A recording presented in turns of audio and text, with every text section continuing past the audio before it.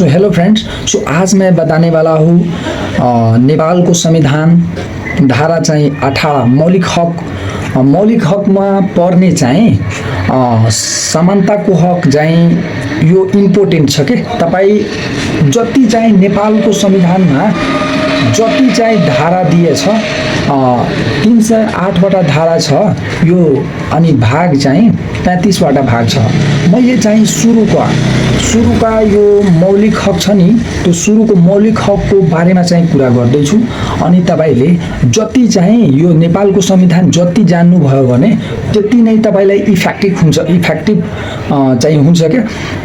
तपाईलाई चाहिँ जति जान्नुभयो त्यो संविधान त्यति नै आवश्यक हुन्छ अनि अति जरुरी पनि छ के त्यो, किनकि यो नेपाल चाहिँ यो संविधानको नेपालका यो संविधान चाहिँ देशका मूल कानुन हो। अनि चाहिँ के छ कि संविधानबाट नै यो नेपाल चाहिँ चलिरहेछ के। अनि तपाईँ जति जान्नुभयो भने त्यति नै तपाईँको लागि महत्त्वपूर्ण छ। यति इफेक्टिभ संविधान हो कि तपाईलाई चाहिँ अझै चाहिँ त्यो लो क्वालिटीबाट अझै चाहिँ हाई क्वालिटीमा पुर्याउन सक्छ यो संविधान हैन। अनि तपाईले के मैले चाहिँ कुरा गर्दैछु यो संविधान नेपालको संविधान मौलिक हकमा दिया छ, अझै कुरा दिया छ। तर म चाहिँ विशेष चाहिँ यो समानताको हकको बारेमा चाहिँ कुरा गर्नेवाला छु। तो चलिए, वीडियो पर आप नए हैं तो कृपया चैनल को सब्सक्राइब जरूर कर लेना और मेरा फेसबुक पेज को भी फॉलो ज़रूर कर लेना यार। मैं भी थोड़ा नया वीडियो बना रहा हूँ तो आप लोग सपोर्ट तो थोड़ा कर दीजिएगा यार। तो चलिए वीडियो को स्टार्ट करता हूँ। समानताको हक के हो? सबै नागरिक कानुनको दृष्टिमा समान हक हुनेछ। कसैले पनि कानुनको समान संरक्षणबाट वञ्चित गर्ने छैन। यो चाहिँ 18 धारामा चाहिँ समानताको हक दिएछ। अनि उपधारा यसको 5वटा छन्। यसमा तर पनि छन् यो आदिवासी, जनजाति, मधेसी, थारू, मुस्लिम, यो उत्पीडित वर्ग, पिछडा वर्ग, अल्पसंख्यक, यो सबै कुरा पर्छन्। तर म सुरुबाट स्टार्ट गरिरहेको छु। धारा चाहिँ 18, यसको उपधारा 1, यसमा 5वटा उपधाराहरू छन्। अब सुरुबाट म बताउन गइरहेको छु। उपधारा 1, सबै नागरिक कानुनको दृष्टिमा समान हक हुनेछ। कसैले पनि कानुनको समान संरक्षणबाट वञ्चित गर्ने छैन। नेपालको चाहिँ सबै नागरिकलाई समान संरक्षणबाट वञ्चित गर्ने छैन। समान हक पनि हुनु पर्यो अनि संरक्षण पनि हुनु पर्यो। अनि कानुनको चाहिँ संरक्षणबाट वञ्चित, कानुनको समान संरक्षणबाट वञ्चित गर्ने पनि छैन के। अब उपधारा 2,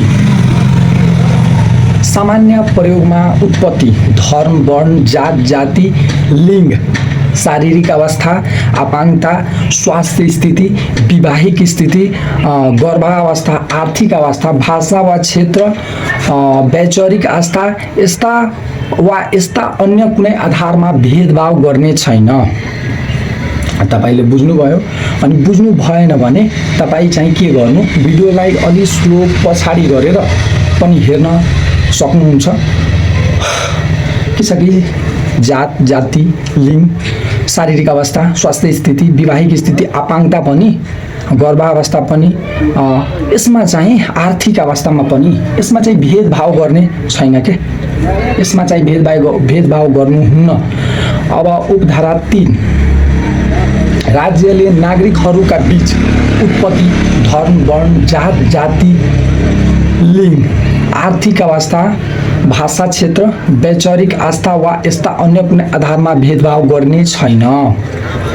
सेम चाहिँ के, तर त्यसमा पुरै चाहिँ के आर्थिक अवस्था, यसमा चाहिँ के, त्यसमा चाहिँ विवाहिक स्थिति थियो अनि स्वास्थ्य स्थिति थियो, अपाङ्गता पनि थियो, गर्भावस्था पनि थियो। यसमा चाहिँ जात, जाति, लिङ्ग, आर्थिक अवस्था, भाषा, क्षेत्र, वैचारिक आस्था यस्ता अन्य कुनै आधारमा भेदभाव गर्ने छैन।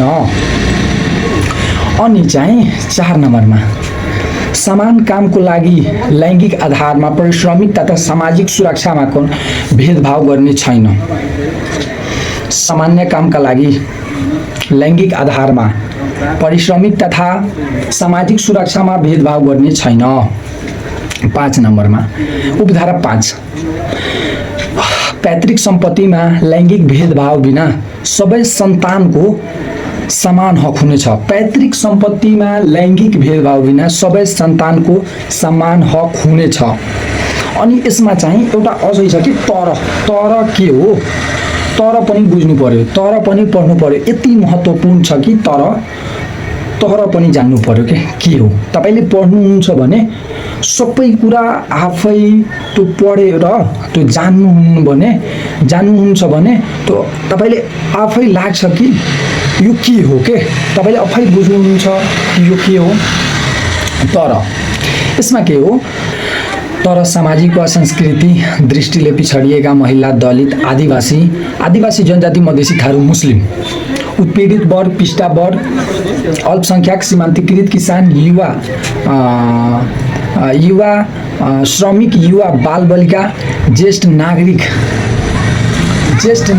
लैङ्गिक तथा यौनिक अल्पसंख्यक, अपाङ्गता भएका व्यक्ति, गर्भावस्थाका व्यक्ति, आस्था वा असहाय पिछडिएका क्षेत्र र आर्थिक रूपले विपन्न, खास आर्य लगायत नागरिकको संरक्षण र सशक्तिकरण वा विकासका लागि कानुन बमोजिम विशेष व्यवस्था गर्न रोक लगाइएको मान्ने छैन।